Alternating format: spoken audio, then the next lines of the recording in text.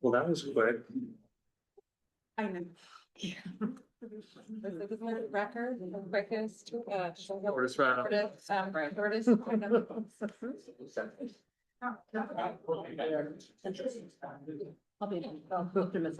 I'm sorry. You won't get over.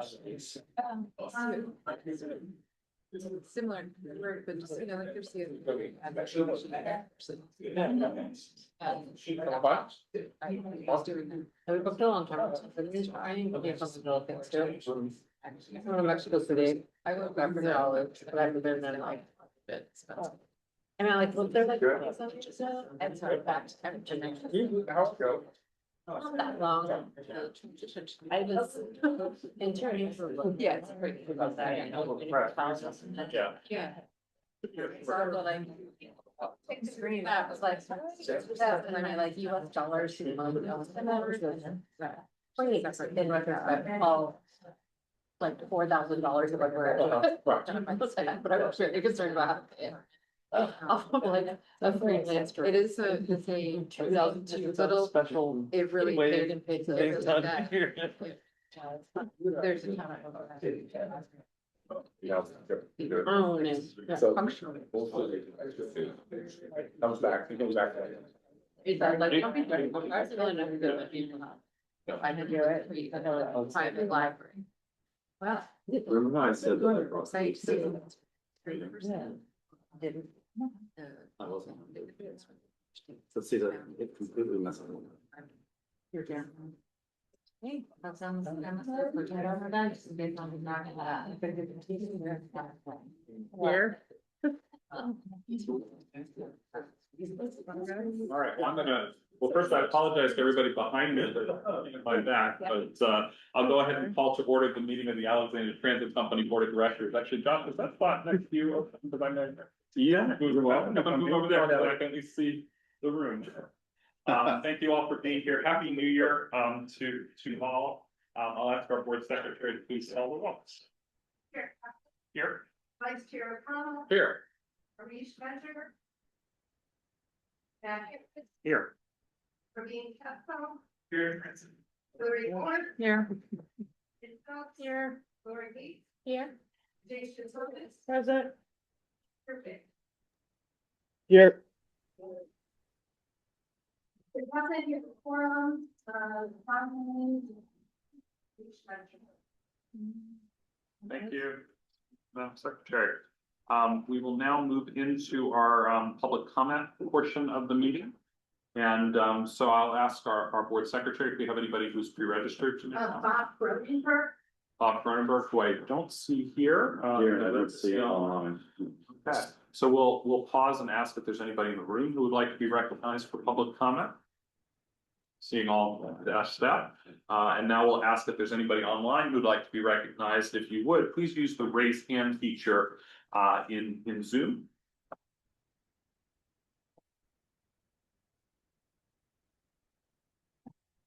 So, all right, we'll go ahead and close public comment. Your time is up.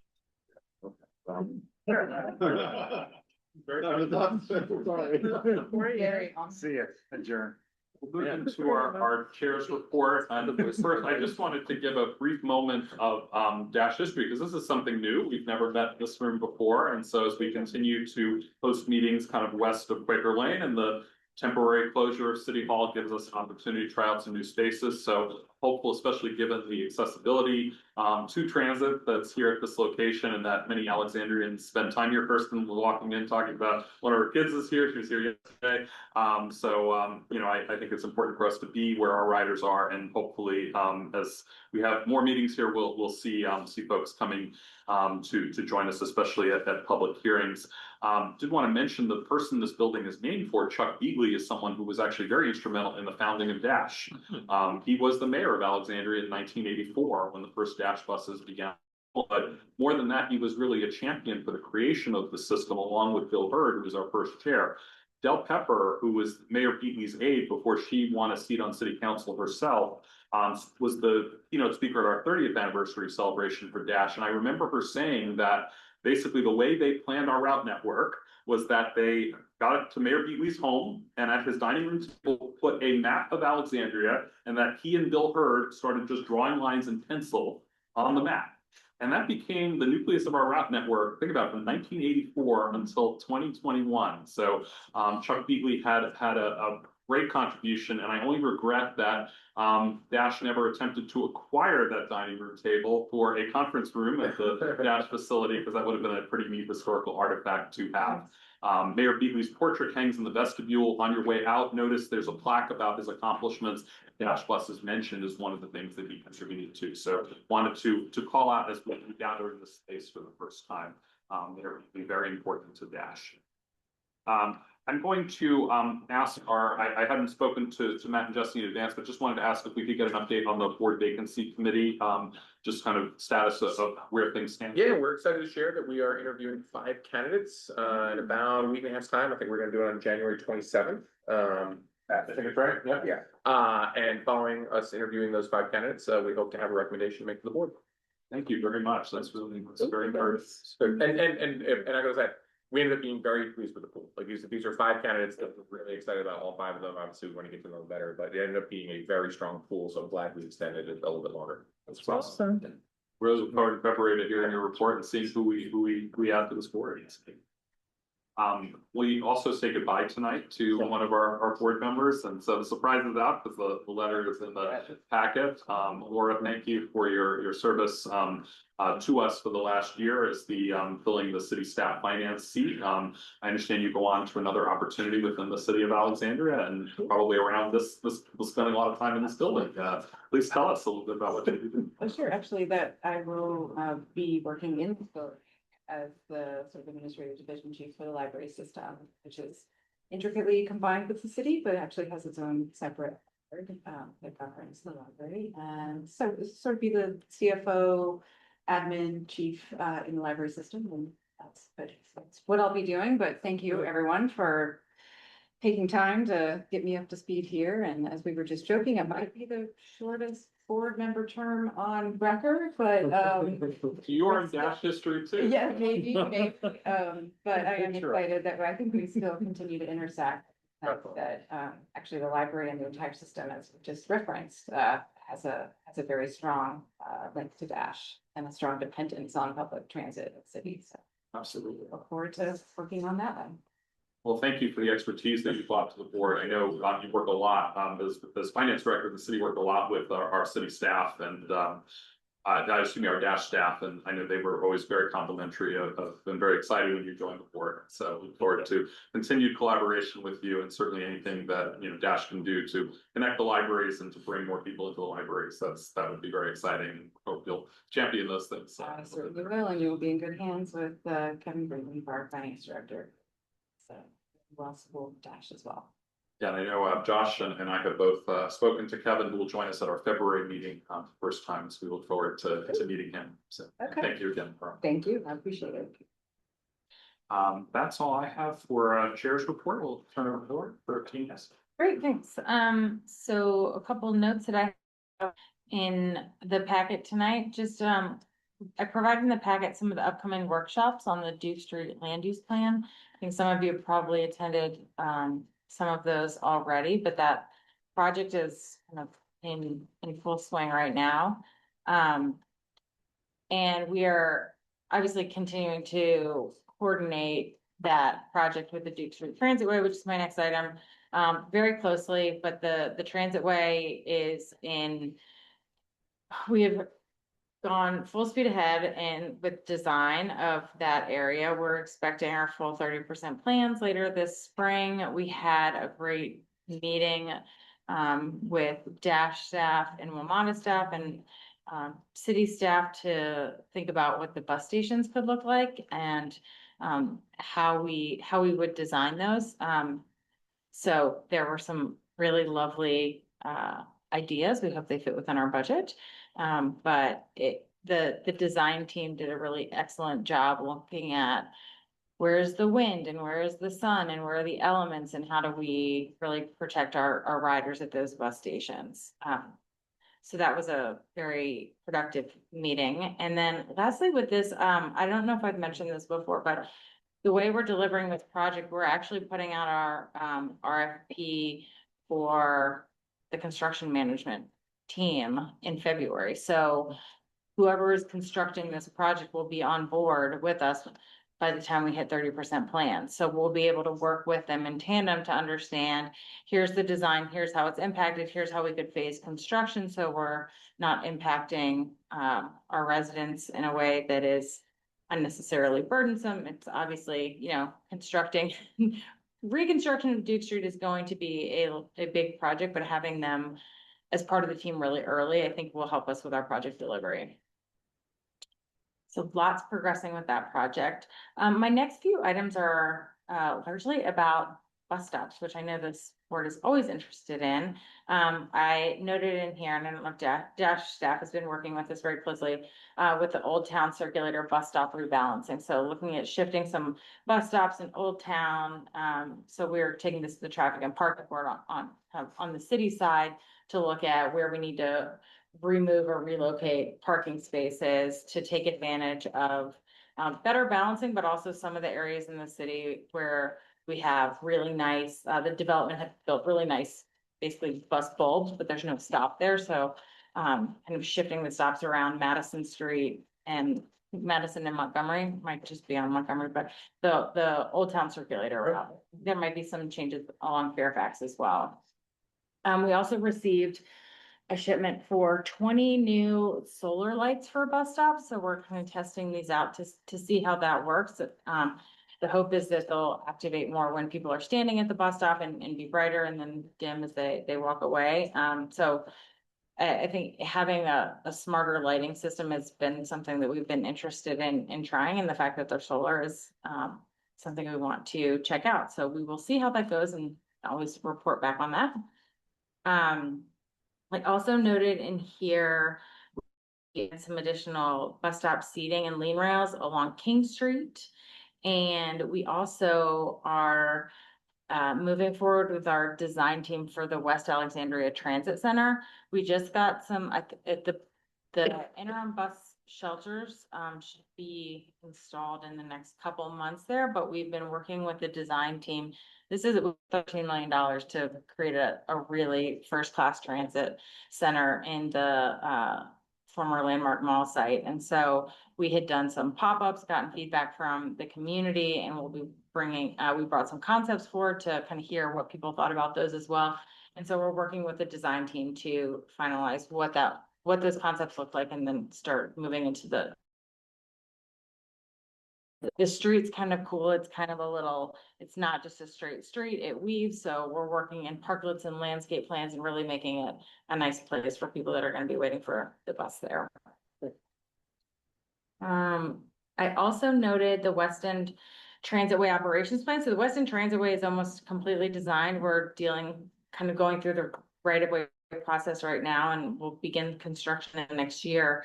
But we spent a while looking at what the operations plan would look like, thinking about who would operate on the West End Transitway. Is it going to be Dash? Is it going to be WMATA? And we looked at several different scenarios, but ultimately determined that, you know, both Dash and WMATA are operating routes along this corridor. And so we're not gonna, it's not gonna be like Metroway where we have one branded bus. With Dash and WMATA would operate on the corridor, but we would increase frequency of Dash. So we have funding set aside for the next, I believe, 4 or 5 years to make sure that new service is funded, since we are putting a large investment into that corridor. And then we also have funding through that project to buy some expansion buses for Dash to operate that service. And then I did leave a note in here about transit funding. We are paying attention at the state level. I have not seen any bills through yet. I hear there are probably going to be a few, and we will keep you informed as those come forward, but staff's watching closely to see what those look like and how that might impact the city in terms of what we are getting from the state for both transit funding for both local transit, but also for WMATA as well. So happy to answer any questions about anything that's in the packet or outside of that. I'll ask one about just the bus stop redesign for the Old Town circulator. So that is the list of stops kind of where they're going. Is that up or would that be in the traffic and parking board docket item? Yep, it'll be in the traffic and parking board docket item, which will be, that meeting is on my calendar in front of me. Monday's 26th. Thank you. So about a week before that. And then and thank you for the benches. I noticed them, I started seeing them about 2 weeks ago as I was making my way up King Street. I also noticed some wooden benches as well that have been added. Were those also installed by, there are a couple of them I noticed my walk home last night that seemed to be around planter beds on King Street, not at bus stops specifically. I didn't know if that was also part of the same initiative or if it was perhaps, people who own property on King trying to beautify the space, but because I noticed all the ones by bus stops were metal. So Yes, I don't think that was us. Okay. Unfortunately, we tend to purchase the standard. the metal, Metal okay. benches. Mhm. Yeah, and they're nice, and even in places like in the picture where they're not, don't have enough room to put them right at the bus stop, it's gonna be great for, just to have more seating for parades and special events. I think they'll be well used and appreciated. Thank you for that. Other questions for Hillary? Thank you. We always allow time for the rest of us to be able to talk about boards and commissions that we're part of. If there's anything for the benefit of the group, please feel free. Oh, Not a board or commission, but just as a other member report. I was at the King Street bus bays. And we've talked about this here. It happened. There were a group of tourists waiting at the trolley stop. And one of the circulators came by and told them, you can take this bus. It goes the same way. It's also free. And they hopped over and got on that bus. So I guess success from someone who knew was there, but it wasn't obvious. But the point is, like, it wasn't obvious to the people that that's what they should do. They were just waiting for the trolley because the trolley's the trolley. New electric trolleys coming soon. Oh, Okay. and we got Santa will appreciate that. So that's what Santa's got to ride in tree lightings on those. Yeah, had Santa on dirty diesels for too long. City Hall's closed. Right. There you go. Jeff, do you have the Dash birthday party somewhere else on the agenda, or should I mention that? The event that the 4-year-old did. I don't have it on the. Okay, so I want to flag in case anyone did not have the chance to see this. Dash worked with a local family that wanted to have their 4-year-old's birthday party on a Dash bus, and so they worked to arrange charter service. They drove a bunch of kids around the city. They took them through the bus wash. They got to tour the facility. By all accounts, it was genuinely the coolest thing that had ever happened to this group of young riders, and they loved it. And it got fantastic local news coverage afterwards, both some of the local websites as well as Fox 5 did some coverage. So I just wanted to say, I think it is such a credit to Dash that you guys have staff and an attitude that tries to make stuff like that happen. I thought it was incredibly positive coverage and incredibly positive vibes for the whole system. Thank you. Yeah, proud of the team. They're here in the room. Yeah. And we hope to do more of that. We're talking internally about ways to build a program out of that type of stuff and potentially even some revenue. So Fantastic. I'll follow on Jesse. Oh, go for it. Yeah, having like a birthday party package would be awesome. From a parent's perspective to be like, yes, please. Yeah. Yeah. Noted and already being discussed in turn. And I was at the trolley was parked at the Christmas market, and that's a kind of exaggeration because it was only 10 stalls, but at the Christmas market in Old Town North, and we were with some neighbors who have like a 2-year-old and kept climbing on and off the trolley. The driver was so welcoming. It was like, raise him up, he can ring the bell, and just had a blast. And so actually when I saw that article, I sent it to them and it was like, your son would love to have a birthday party there. That's awesome. It was great. But the trolley at the market was awesome. Kids singing. We're ramping up our merch as well. We've got some kid merch, so. Yeah, there'll be more and more coming. We pay a lot for birthday parties, so it's definitely a good revenue generator, especially when you have 2 birthdays in the winter, indoor activities. Yeah, no, that was awesome. Josh and I had talked about it on our pre-board call, and that article just formed part, and certainly, I mean, to the extent that we can even show some revenue from it would be, in the future would be really remarkable, and I think really show the city our commitment to using our facility to its full potential, as long as it's not detracting from what we do every day. That's just gonna become a birthday venue with a buffet.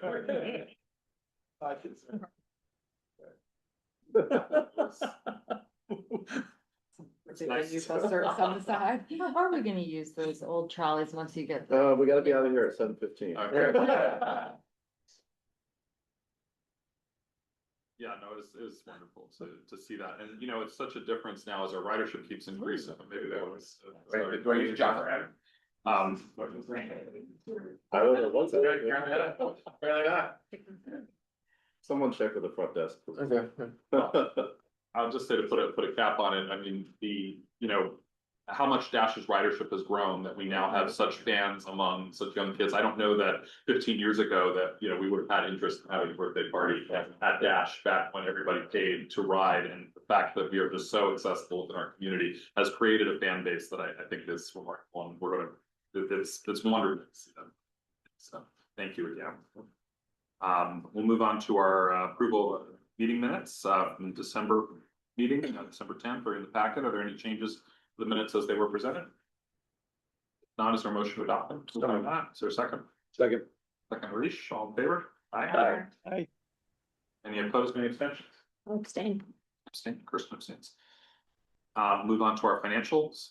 We have our financial report in the packet. Are there questions for staff? Any comments that you want to make? Ridership report and staff reports, Josh. Thank you. I'll be brief. Just wanted to let you all know a couple of updates on projects we're working on that are going to be coming back in front of the board. We are working, and thank you to Matt and Arish for all of your efforts around the board policies. Mary Gail and I have been capturing the feedback, and we feel like we're at a pretty good spot to be able to bring the policies to the board for consideration in February. So that's the update on that. The team is sitting down internally to work on the redraft of the strategic plan and an update that we'll bring back in front of the board. Also wanted to let you know that I've mentioned it before, but it hasn't come out yet, but it will be coming out probably by the end of this month and in time for the next board meeting to both you and City Council, which is a white paper on our experience in evaluating the opportunities with ACPS. We wanted to make sure that that was put out there and public because we know it was a big conversation around the budget last year. And should it come up in the future, we want to make sure people have the information if they have experience. Additionally, we took your feedback last month of the Q&A and the summary of the joint work session. We've been capturing that and finalizing the formatting of that, at which point it will be then sent to City Council and you all for any additional questions or follow-up.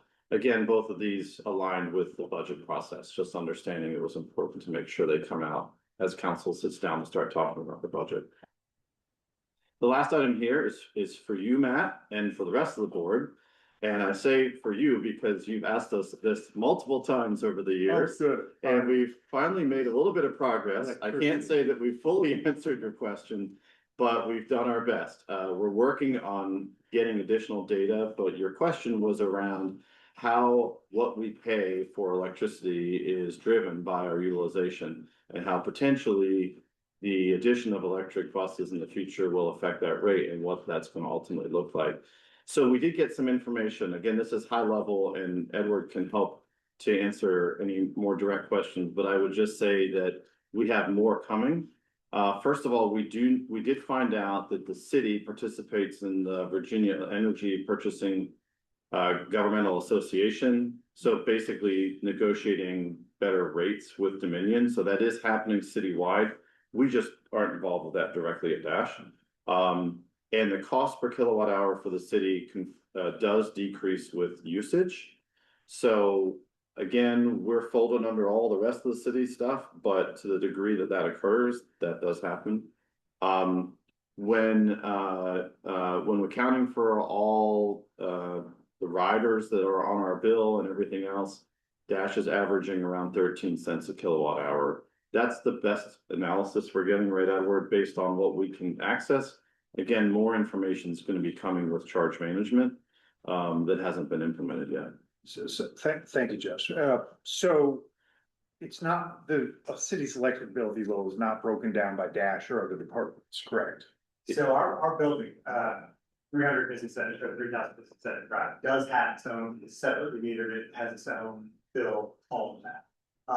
The city is a bank member, but different parts of the city are different schedules. We happen to be on a schedule, it's either 130 or 100, there's some confusion about that, I'm trying to get a solid answer. But the city is constantly looking at our usage and talking to them, to determine which schedule makes the most sense for our building. So, but the whole city's electric use determines the rate, so that if the whole city's using more electricity, all the rates go down for Dash as well, or is it just Dash? The more Dash uses. Specifically for Dash, it's once we get a certain amount of kilowatt hours, then you get a lower rate and it keeps going. Like, why wouldn't the city do it citywide? And then that would encourage more electric usage and electric cars and everything else. And you don't need to waste our time on this, but I mean, that would make sense. We're still learning, Okay. so we're gonna get. I appreciate the Yes. answer after. And 10 time of years. day, and time of day does matter, just like it does Sure. at home, so we do know that. The other thing we've done is some back of the napkin math to kind of get a sense, based on the data that we can access. And I will put the disclaimer that I think the team has done an excellent job of pulling together these numbers. But has always wanted to emphasize that the numbers are preliminary and they're subject to change. But basically, what we're getting right now is that we calculate about 52 cents per mile to operate the electric buses and 59 cents per mile to operate the diesel buses. Surprises me. And what about, do you know the hybrid? We did not, we didn't look at So that. hybrid out, it's just. Okay, that's really interesting. And actually, some data is showing the hybrids, because they're so old, aren't getting the miles per gallon are better with the newest diesels, right? Because of the new transmissions and everything else. The data reflecting here, the data showing here only reflects the diesels, but I would suspect that the data for ours is not that different, but the economy is very similar. Sure. Great. All right, well, thank you. So this is looking good, and we hope to see it continue to show a differential that shows an increased benefit of operating electric buses. So, Thank you. but more to come, for sure. Great. But we had heard you a couple of times and at the. Which still doesn't get factored into the capital planning decision, right? The what? The capital planning decision, the fact that costs more to buy them, there's no benefit to the lower fuel cost, that's. Well, I think that's the next thing that we're gonna be looking at is sort of telling that story, like what's the differential to buy the electric bus and how much less per mile does it cost to operate, and sort of when does that break even happen? And that's what we're trying to get at. For sure, yeah. So, hey, Again, Josh, charge management is gonna be an important part of this too, because that gives us direct information both on the consumption of electricity by the chargers, the buses, how far they go, what kilowatt per hour and all that kind of stuff. It looks like Art, you had a question. yeah, I was curious. Can you hear me? It's Art. Yeah, we can hear you. You're kind of faint, but go for it. Is it any better now? That's Yeah. a little bit better, yeah. Okay, all right. So, I guess what would be, the way to kind of almost the next step of analysis you were talking about? I was kind of curious about, I guess the number of miles we put on a bus in its lifetime in between the two, because, 7 cent a mile, depending on how you look at it, sounds one way or the other. But when you actually compare it over the life of a bus, like how big of a difference it is, right? Because that's kind of the next factor you have to determine when you just determine if it pays for the premium of an electric bus or not.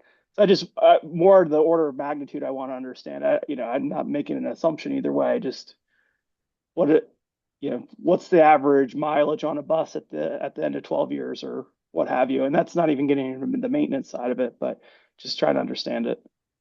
Yeah, that may be something Stephanie can speak to. She's up next to talk about maintenance and may have some more insight into that.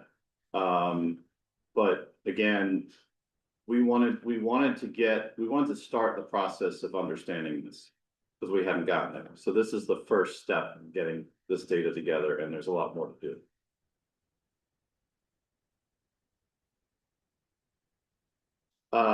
All right, so just moving along here, we did have a dip in ridership in the past couple of months, thanks probably largely to the government shutdown. But one of the things I wanted to highlight, because I was looking at the data and I realized, we've had 4 months out of 6 this year that have been over 500,000 riders. And as far as I understand, that's record breaking every single month, every single one of those 4 months. Because the data, although it only looks back 4 years right now, the data before this was well below any of these numbers. So, yeah, good stuff. Just thought I'd highlight that mid-year. I want to invite Stephanie to the table. Last month, we planned to give a little presentation. Stephanie, I'll give you the clicker here. About fleet maintenance, talk a little bit what the department has going on and the work they've been doing. And some of the things that, here you go, it's just arrow forward, arrow back. As far as what they're doing and talk a little bit about the efforts to get us back on track in preventative maintenance and fleet reliability. So Stephanie's put a lot of energy into putting together some good information for you, so I'll turn it over to her.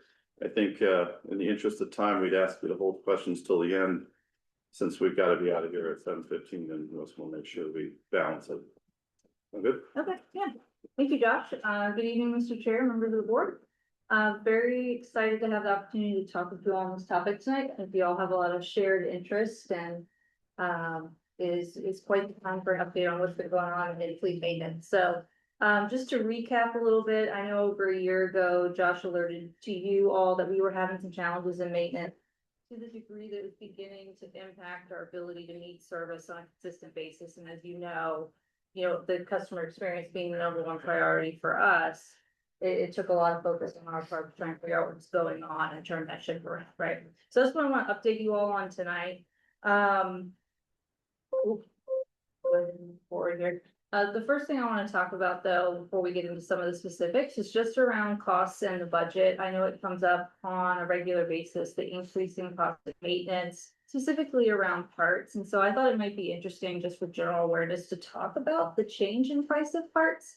The pictures that you all see here are going to be the examples we go through just real quick. On the left side, you'll see a steer tire, right? It's a drive tire in the front. We have to buy those brand new. We can't do a recycled retread. How much do you all think today we are paying for a brand new steer tire? Do you have to ship them out of the country? Are they imported? Are they made in America? We import our tires, or they make them? No, they make. Okay. I'm gonna say $1,700. Okay, I'm going 100. okay. 500. Go. Yeah. You'll get a prize. You gotta- Right, is the right rules.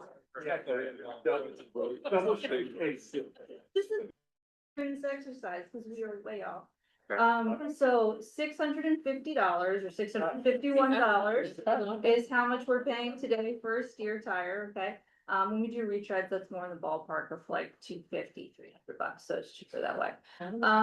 You get another attempt though. On the right picture, there is a photo of a mirror here. How much do you all think we're paying for the entire mirror assembly? So that's the lenses, the housing, the arm, how much? Camera.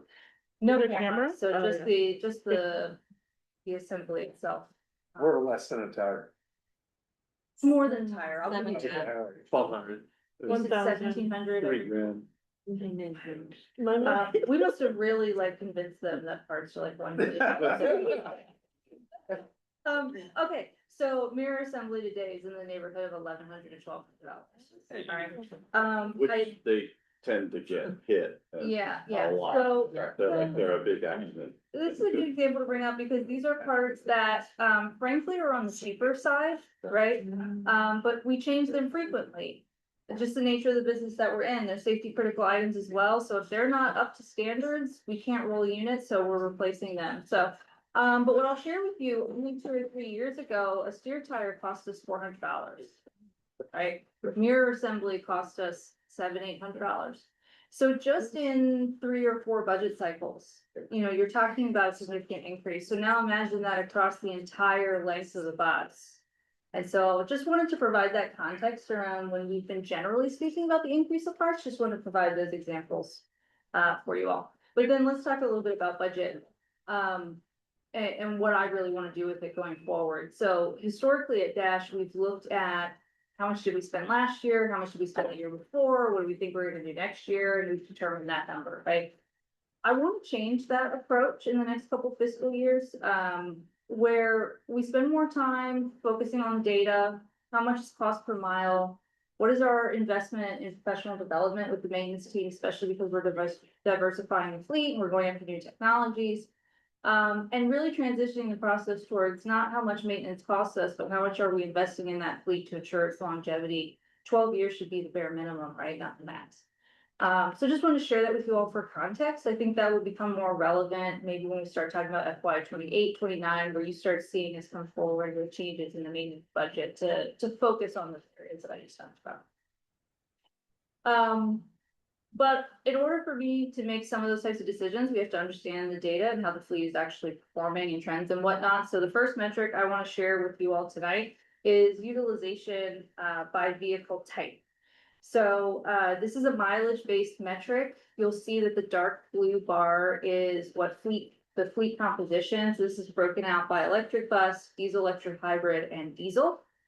And so that dark blue bar on top indicates how much of our fleet is of that type. That light blue bar underneath is the percentage of miles that that type is operating.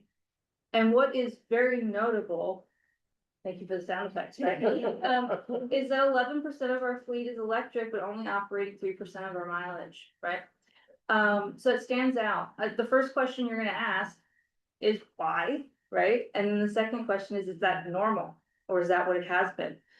So before I show you the next metric, I will say that I did pull the same data set from last year. So this is Q1 of FY 26. It's 3 months of data. We're in the middle of doing Q2 analysis right now because that just closed, so I don't have that information yet. But when I looked at Q1 of FY 25, it was 9% and 4% respectively. So it's pretty similar. But again, the bigger question is why is that happening? So the second metric I want to show you is reliability by vehicle type. Now this is an hours-based metric. The dark blue bar on the left, same categories again, are how many hours this vehicle in Q1 of FY 26 was not available for revenue service, meaning that it had a mechanical problem, software defect, a recall, we couldn't use it, right? Light blue bar is how many uptime hours it was available. And what was interesting to me is that we will casually say that the battery electric buses don't work half the time, and they literally don't. 53% of the time, they are not available for revenue service in Q1. This is not data that we had deeply gotten into before this, so I'm going to be looking historically to see how that compares. I don't have that information tonight for you, but it does explain or get at the heart of what we've been talking about around our challenges with battery electric vehicles. Now, what is, I think, a fun fact about this data is this doesn't include 5 out of the 7 Pateras. So if you're thinking to yourself, this is skewed heavily because the Pateras are not running, they're not even in this measure. These are the ones that we consider available for revenue service. If they were in there, it would skew a lot. Is this an industry-wide rate, do you think? Or Anecdotally, when I speak with our peers, they're experiencing the same thing, but I don't have the actual data to compare that. And just candidly, it can be hard to get data from peers sometimes, especially if they're privately operated or for profit, or they have a contractor, they really hold on to that kind of stuff. But we're working on, I'll show an example later where we're really trying to compare ourselves to other systems by the numbers. I think people do have the answer. It's whether or not they want to give it to us. our own contract with TMI or whatever. Should have. I mean, trans. Yeah, Transnet. Okay, yes, so we do have some resources within Transnet that we could reach out to see if they could provide data. There's a couple people that we probably could get that from, yeah. That's. No, you're fine. All right, I want to pivot over to talk a little bit more openly about what's going on within the department. I don't think there's any better way to start that off than to talk about some of the successes that we are still seeing. So Stefan, just to go back really quick, Yeah. so just on the reason for the downtime, is it all pretty much associated with the battery? And then I know you referenced like software, so I assume it has things to do with Yeah. integrating the battery into the rest of the bus. Yeah. Yeah, no, sure. So this is Q1 of FY 26. The number one problem we have between July and the end of September that we're still dealing with a little bit is recalls coming out of New Flyer. We had two in particular, one that limits our charging and our ability to park indoors, which really gets into how useful they are if they are available for service. The other was a defect in the software that it did a lot of glitches. I think recently we had shared some information with you, Ajacia, around 4 of the 6 RTICs were not working, and that's mostly software related. So, yeah, for Q1, that's mostly the reason. I think the point is things outside of our control. Okay, so successes, right? First one, just low workplace injury. I like to highlight this one because that's odd for our industry. You usually see the majority of your injuries taking place in operations and maintenance when you work in transit. Just for some context, we're talking like 1 or 2 reportable injuries a year. It's really, really low. And that's always been that way for at least the 6 years that I've been at Dash. I attribute that mostly to our commitment to safety and the pride that our staff take in their work, but it's something that we continue to look at because it's important that it stays that way. And it attributes to the next one here. Again, these are no particular order, but employee morale, you all know that we did an employee engagement survey this past year, and we received a lot of very helpful feedback, and specifically out of maintenance. There was a lot of the obvious communication requests, right? More communication, but also an investment in their training. They wanted more, right? They want to do more work in-house, less outsourcing, which we do too. I know you all got to meet John in the fall. Yvonne and her team have done a great job in bringing in new talent, and, you know, John coming on board and the conversations I've been having one-on-one with staff and in small groups, the feedback has been that they feel like there's a light at the end of the tunnel. That, you know, where we were over a year ago, they feel like we have turned that ship around and feeling a lot better about how things are going. So I know Yvonne will come back in a couple months and share some more specific details around our employee engagement plan and some more maybe data around that, but just anecdotally, we've seen a big about that. The last one I think here, Sorry, on the injury one, I just had a question. You mentioned like 1 or 2 incidents per year. What's the prevailing metric that's used in the industry? Is it like per number of work hours? I'm curious, like, there must be some metric in how we benchmark to the Yeah, rest of the industry. there is, and it's been a couple years since I've done the OSHA data. Days, yep, it's days based, not hours. It's a reportable injury, so it depends on whether the injury takes you out of the workplace or treatment away from the workplace. So there has to be certain criteria. So where do we fall relative to the industry? I can follow up with you on that specifically because all of that's recorded. We submit that on an annual basis, so. Yeah, thanks. Okay. All right, and then declining deadline. So, you know, in the beginning, I talked about last year that we were in a place where deadline had gotten so high, meaning buses that were not available for service, that it was starting to impact our ability to meet service. So for context, with 102 vehicles in the fleet, our max is 20%, so roughly 20 vehicles. We were seeing numbers as high as 35 or more that were unavailable for service. So there's just, the math does not math there. You're not going to be able to make it. I can tell you that as of today, we've hit our 20 mark. So we are now in a place where we are consistently and reliably meeting service on a daily basis. It doesn't mean that we're perfect, and it does not mean that we're not done moving that needle yet, because 20 is the max, right?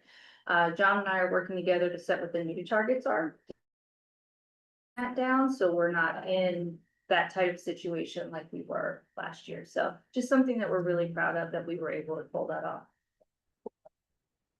But let's talk about some of the challenges. So recruitment for mechanics, I know I want to provide an update there just around, you know, Yvonne and her team with recruitment and HR, they have done a lot of work bringing in new talent. We've had a lot of mechanic positions filled. The challenge that we are still seeing, though, is related to the level of expertise. So the way our contract is laid out, we're required to offer the first step of pay. And the challenge we see with experienced tenured technicians is that they don't want to come in at $30 an hour when they've been making 50, right? There's not an interest to start over. So how do we get them? What I can say is we've been working close with the union. We have a tentative agreement to insert a form of an assessment process that we would agree to, that would allow for us to offer a higher rate of pay. And then hopefully with that, in FY 27, we would see mechanic A's top level years of experience, be willing to come in and start fresh. Because their skill set would be respected with the hourly rate we could offer them, so still a challenge for us right now, that's effective July 1, so I don't think we'll see results from that until probably this time next year.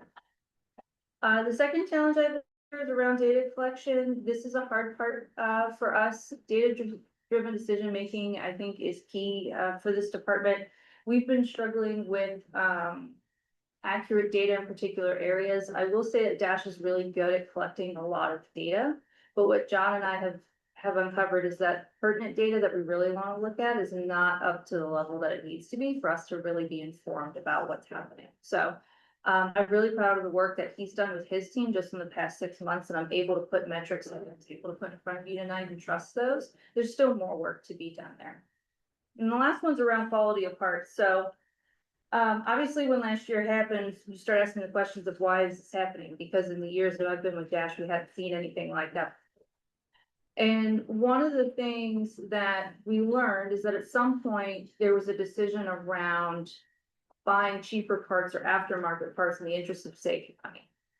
And I think what happened last fall is that started to show itself, meaning that those parts started to fail more frequently and we weren't able to keep up with it. And then in addition, those parts, because they weren't of the higher quality, were starting to damage other parts further down in the system. I think that compounded on itself and was a big factor into what went wrong last year. So since then, I want to talk a little bit about what we're doing about some of this. We've renewed this focus on quality, specifically around best part of best price. We talk about it a lot. We reinstituted this in July. I believe we are 6 months in, seeing the effects of that implementation. The key thing that I want you all to know is that about buying the most expensive part. What is the part that we need? That's the priority. What's the best one? If it's from the OEM, great. And then let's get the best price. And we have a great team between finance and maintenance that do a lot of negotiating the best rate for those parts. Ultimately, you know, Josh has been really clear with us that the customer experience is high priority. We need the customer to experience our system in the best way that it can be. And so we're going back to, you know, shining wheels and all of that kind of stuff, trying to ensure that they're having that great experience. Building resiliency, second thing, this one's pretty important to me. We're doing our first ever contingency fleet at Dash. That does not mean that we're going out to buy buses or old buses. What it means is that we're holding the ones that we're retiring and we're maintaining those and keeping those up to Dash standards. So that way, if we were to have some sort of catastrophic failure, we have a big recall, Proterra goes bankrupt, that we're not trying to figure out how we're going to operate service tomorrow. So this is something we're building out right now. I think that's going to protect us in the long term as we continue to pioneer and try new technologies. The other related to diversifying the fleet, this is something that I'm committed to, and I know it comes up occasionally about whether it's the right. I will say I know it costs a lot more upfront, it's a lot more intensive, and there's more training, and it may take longer to learn the different components. But the big thing is that now we have flexibility and we can pivot and we can go, you know what, New Flyer is not working, let's buy BYD, or Allison transmissions are failing, let's go ahead and get BAE, right? And so it's something that I think is proven to work for us, especially when we're not putting all of our eggs in one basket. Again, Proterra is a good example of that. Training can't be enough of that. We have been very fortunate to receive a significant amount of money through the Lono grant to do zero emissions training. The focus for John and I, though, is the reality that one day that money's going to run out. And so how do we standardize our approach and our curriculum now and get in front of that? So one day when that pot is exhausted, right, we know exactly how much we need to invest, and we've spent every dollar and we know what comes next. Last thing is again around improving data integrity. Really important that good data in, good information out. I'm bringing in a maintenance analyst in the next couple of months, just funding that through vacant positions that we just thought better use in the data realm. We have other data analysts within the agency. There's enough going on in maintenance that it's time that we bring someone in that focuses on that. So I think we're going to see that fruit as well this time next year, assuming I can hire someone rather quickly, right? And then the other thing I want to talk about is related to AI and start thinking about predictive maintenance. And this is really into the future. we're engaging with an agency right now in Florida who is piloting an AI software that connects with live telematics from the equipment. And what it does is it analyzes historical data and how the vehicle is currently performing, and it tells maintenance, this is all in theory, right? That part's gonna fail in 60 engine hours, you need to replace it. And that means for us, what that means for us is that we could prevent the customer from being on a bus and it breaking down and then not getting where they need to be because we fixed it the day before because we knew it was coming, right? It's transformative. Josh has been really pushy about how does AI get introduced in operations and maintenance, and so this is something that we jumped on. We're actually going to be visiting PSTA later this month in Florida. Sorry, that doesn't show up very well on the screen, but this is the map you all saw last month. We're visiting PSTA later this month to look at that technology. We've been talking with them for a while. There's another property that's not on here. We'll be adding some more. We're going to Indigo in Indiana. They are running BYDs all electric. We went there last year. We're gonna visit with them again. So it means it's really important that we're spending time with other agencies to learn from them what they've already gone through. And just the last thing here, I just want to re-highlight, again, if you don't hear anything else, we are doing so much better than we were a year ago. We figured out a lot of what the problems were and gone ahead and instituted those changes. I'm confident we have the right team in place to carry that on and, putting procedures and measures in place to ensure we're not back in that spot again. I think the other thing too is just to reestablish our commitment to zero emissions. Because we're so committed to that, we know exactly what we have to watch for to ensure that we're able to pull this off eventually, right? And those things, I think some of them are obvious, but our commitment to continue to engage with the OEMs around their manufacturing and the product that they're providing us, continuing our investment in employee training so we can do most of the work and diagnostics in-house on our own fleet, and then really focusing on data-driven decision-making so we understand how we're performing, how do we compare to the industry and our peers, and that we're making the best decisions for Dash.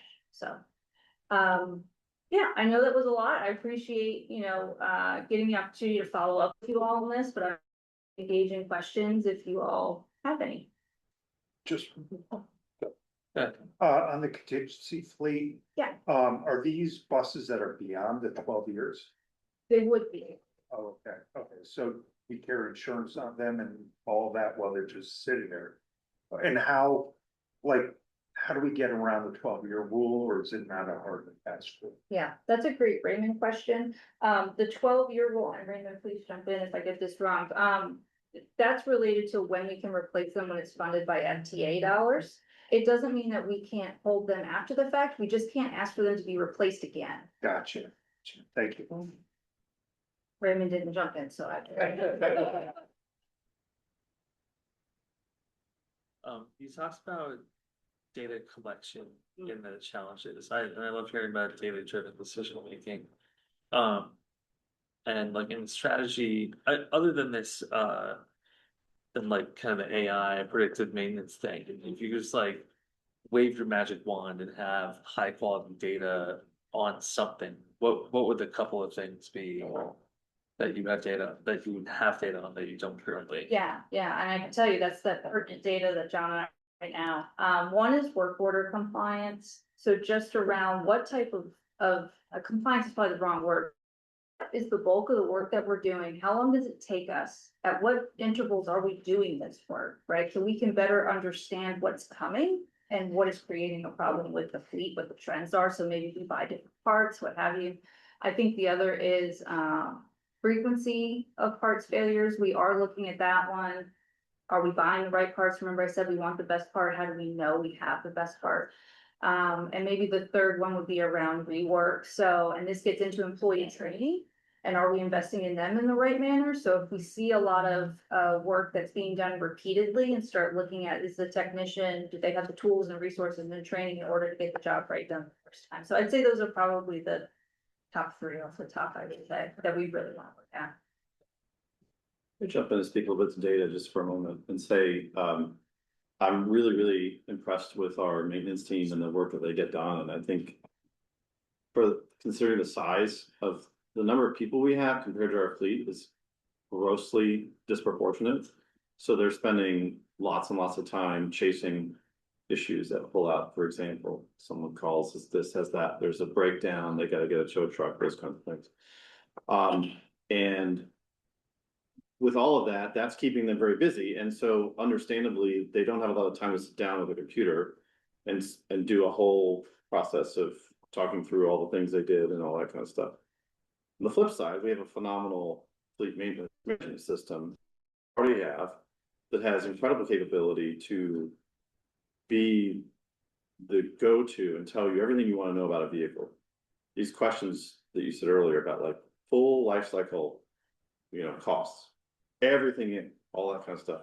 It can output that right on the dashboard immediately, but getting all the data into it and clean data is the biggest challenge. And so when Stephanie and the team approached me talking about shifting the strategy from a staffing perspective to get an analyst in there, I was very excited about that because I think, and what I've also heard within the industry is, again, our maintenance team is so busy doing the heavy lifting work. And in case you don't know, I was a mechanic at one point, and I know what they go through. It's not something where they have the capacity to sort of shift mindset and sit down at the computer and put all the data in and check all the boxes and make sure all that's good. So this analyst will help to basically say, like, what happened, and look at it and say, we're missing some pieces here, and go back and connect and make sure those pieces are filled in.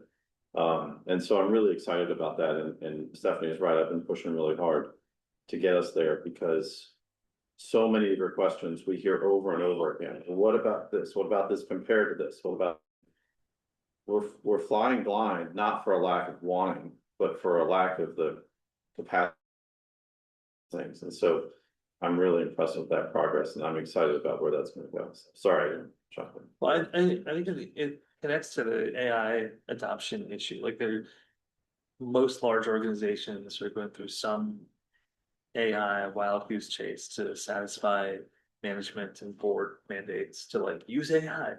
But the type of thing you're talking about, like the idea that someone would go spend time manually entering data is exactly the kind of thing that you may be able to jump ahead of if the right AI tools for developers are existed, right? By using, more unstructured data or optical data to sort of take the place of a more sophisticated IT system or manual work. So I was just encouraged, like there might be a magic wand like that if you think about the data collection and data structure and work creatively. We're gonna go after that on board telematics for sure. Well, thank you for the presentation. It's super helpful, and also thank you for the response back to my question to you and Josh. I realized I didn't reply back in email. Thank you. Also, for context for folks, I was at an event last year and a complaint from older adults about overcrowding on our bus lines 30, 31, and 35, and student behavior, those issues. And I was like, don't we have like articulated buses out? Don't we have an extra bus, a ghost bus going out to deal with those issues? And so this helps build context about that they're out of service, they can't be used, and people are experiencing different things. And the life cycle, the reliability, I want to go back to that slide, because it's just like, how old are these vehicles that we're talking about? Yeah. Are they breaking down within 1 year, or 2 year, or 5 year, or 10 years, right? That reduces their reliability, and why should we buy these buses again, whether electric or hybrid or fuel? Right. Very good question. Same question that I've been asking John. I can tell you the average age of the fleet is 9 years right now, Okay. which I think is a little high. What the work that we're doing in Q3 is, how does that compare industry? How does that break down? Which I do have that answer. I just can't remember it off the top of my head right now. But that is a question that I want to understand is, at what rate do they start to fail more at what age, so we can predict it back financially. Back to the beginning when I was talking about budget, we don't do midlives like Dash, but a lot of systems do. Do we need to start exploring what that looks like? We know which vehicles come up on 6 years. We want to start talking about investing more money in them to not just make it the next 6 at Dash standards, but then also move into contingency. So I could certainly follow up with more specific answers around the average age of the fleet. Okay. To the question you're just asking and when it's going, yeah. Another question I had was, you talked about, it started with like you were buying mirrors and different tire thingies. Like, do we not have like, that's in storage, a bulk of those items around in our garage somewhere, like just pull from them? Or you're just buying them like 2 at a time, 3 at a time? Like, how are we like buying in bulk? Are we buying in bulk with other transit systems to save money, if that's just a thing that we could explore? Yeah. Just because of budget concerns across the transit industry. Yeah, so very good questions. I'm gonna try and answer all of them.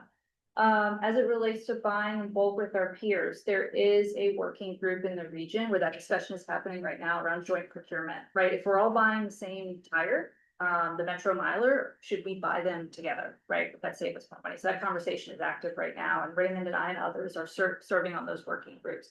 As it relates to how much we store, so there's a process around determining based off how many times a part fails, frequency that we determine that we need to keep 3 in at minimum, or so we do that work. That's being cleaned up right now because it's been a while since we reviewed that data. So that is work that's ongoing right now in parts and inventory, but what I can tell you is that we have limited space. If you've ever been to our facility, yes, it's great, but it's full. It is full. So the tires, for example, we don't have a tire carousel. Those are incredibly expensive. So we're limited in the amount of tires that we can store on property, but we store them. The rate that I provided you is what we're paying when we buy it bulk. Okay, thank you. Did I answer all of it? Yeah. Let me know. So it's full of 3-year-olds. So the expansion, then, more 3 years and higher space. I don't have a question. I just wanted to make the comment that I'm really impressed by how much of this is proactive, right? Like almost nothing that you described to us just now was about your reactive processes. This is all stuff about planning ahead, and I'm just really, really impressed by that. Appreciate that. Thank you. Stephanie, could you talk a little bit? Thank you first for the presentation. This, I think, is very helpful. We've threaded the needles on a lot of things the board asked about. It's great to have that together in place. Could you talk more about the recruitment, the efforts? How many vacancies do you have currently? Appreciate what you're doing on pay, and that has to be phased to when union agrees and new collective bargaining agreements go into place. But what have we seen in those results, and are those people? You know, are we getting all entry-level mechanics, or are we actually seeing more experienced people because of our reputation as a great employer, who are wanting to come work with us? That's an exciting one to talk about because we have a lot less vacancies now than we did, and I can't recall off the top of my head the number, but what we did do was we transitioned instead of position, we did more of like an allotment of how much funding we had for maintenance personnel to try and get the most A's, the most B's, the higher experience that we could. The results that we've seen though thus far prior to this, we haven't done the TA obviously yet to make this change, but we're seeing a lot of entry level technicians. Which is fine because we're preparing ourselves to grow them into B's and A's, right? But the exception to that, and this is why I say it's exciting, you know, John joined us only 6 months ago and he's been able to bring on an A and a B mechanic just through his own networking and his own experience in the industry, that there's people that's like him. So, just for, you know, the analysis we had done, maybe it was more than a year ago, we knew that we needed about 19 to 22 mechanics, just baseline. There's more in depth that goes into that, depends on the type of work that you're doing and all of that. We know that I think we're at what, 17, we're pretty close, yeah, 17. So we're technically only like 2 short by that definition, but we know that 19 to 22 isn't also the most accurate number for what we need. So we're still fine tuning that as well. Do you think it's higher than 22? I think so, yeah. And the reason I say that is because we're not doing basic work. And like we're doing transmission training now. Dash has never really done work on its own transmissions. We've outsourced that. And we're now bringing staff in or vendors in to teach us how to do our own transmission work. Yes, it costs more upfront, but in the long term, if we do it ourselves, it's a cost savings. That requires a greater skill set, greater amount of time, requires more technicians. So I think that 19 to 22 is going to evolve. And then as you look at the morale piece, and look forward to hearing about the employee engagement surveys, as you talked about, you know, having staff and individual and small group conversations, what do you think has most, and new leadership can certainly impact how an employee feels in the workplace, but what do you think has been most responsible for some of those changes that you're seeing in the workforce as they're expressing? Do you feel that do they feel their ideas are being taken more into consideration, that they have, you know, buy-in from management to work with things that they see working on the line? Yeah, sure. I think it's probably 2 things. I think one is related to training. I have never had so many staff like please send me to more training. I want to go to more training. And again, a lot of this is funded by Lono, so we're able to pull this off, right? But that makes them feel like they're being invested in, they're probably what they do already, and then when we say, you know what, you want more training and you need more training, let's do it. I think that is really a boost for them. I think the other thing really, just to be honest, is John coming in and his leadership. He's very, John, close your ears because I don't want you to get too. But if he, you know, he really spends time communicating with the staff one-on-one, taking the time to listen. I think that makes a difference. And so, you know, I think, yes, introducing new leadership will give you a boost, but I think John was the right person. Yeah. Great. Mhm. Other questions? Okay, well, thank you all very much. Thank you.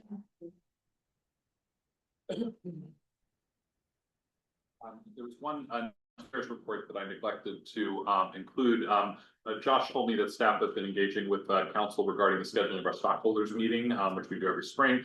We're looking at likely the second legislative meeting in March, which is the last meeting at which we can go under our bylaws. Meeting has to be held between January, March, and I believe the date you said was March 24th. You know, yeah, so Tuesday, March 24th, and of course at the Del Pepper Center. We will likely then have to prepare our docket for meeting probably about a month before, and so since the board vacancies are all up, we serve 1-year renewable terms. If anyone is planning to conclude their board service, please let us know by the February meeting, just so we can reflect accurate board roster as we go forward. Of course, this is a wonderful board. We have great discussions as we just did tonight. So I hope to continue serving. Laura accepted, but she'll be around when we're here in this building. You know, hope to continue serving with all of you. But if anyone does have plans to retire, please let us know by February. You can let me and a CC to Beth know, so that way we can have an accurate roster. And we'll include hopefully a new board member into our recruitment. So thank you so much. We will now be transitioning into an executive session. I'll announce that our next meeting will be February 11th. We'll be back at the Dash facility for that meeting. And then the motion to enter executive session appears on the screen and also on your agenda and boardable. If somebody would please read that. Sure. I, Matt Harris, move that the Alexandria Transit Company Board of Directors convene an executive session for the purpose of discussing legal matters pursuant to section 2.2-3711 (A.6) close paren of the Code of Virginia. It's been moved that we enter executive session. Is there a second? Second. Second, Kirsten, all in favor? Aye.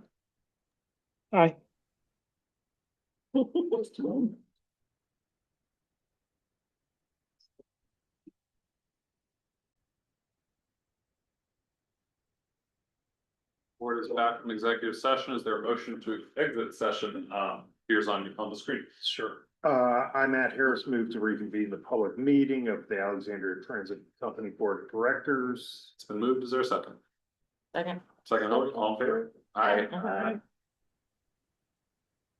I, Matt Harris, move to certify that pursuant to section 2.2-3711 of the Code of Virginia, to the best of each member's knowledge, only public business matters that were identified in the motion by which the executive session was convened and that are lawfully exempted by the Freedom of Information Act from the Act's open meeting requirements were heard, discussed, or considered by the board during the executive session. It's been moved. Is there a second? Second. Second, Tasha, all in favor? Aye. And you say, Matt, we don't need a motion to adjourn. Is that right? As long as we completed our agenda. We can say. We are adjourned. This is historic. That's the first That's the time first anyone. time I've ever- It's a first. If you all can help us, just take your chairs and put them on that rack. They've asked us to come and clear the room, so we're gonna have to take it back up. Library not missing. Hope you feel better, or. Yeah, what?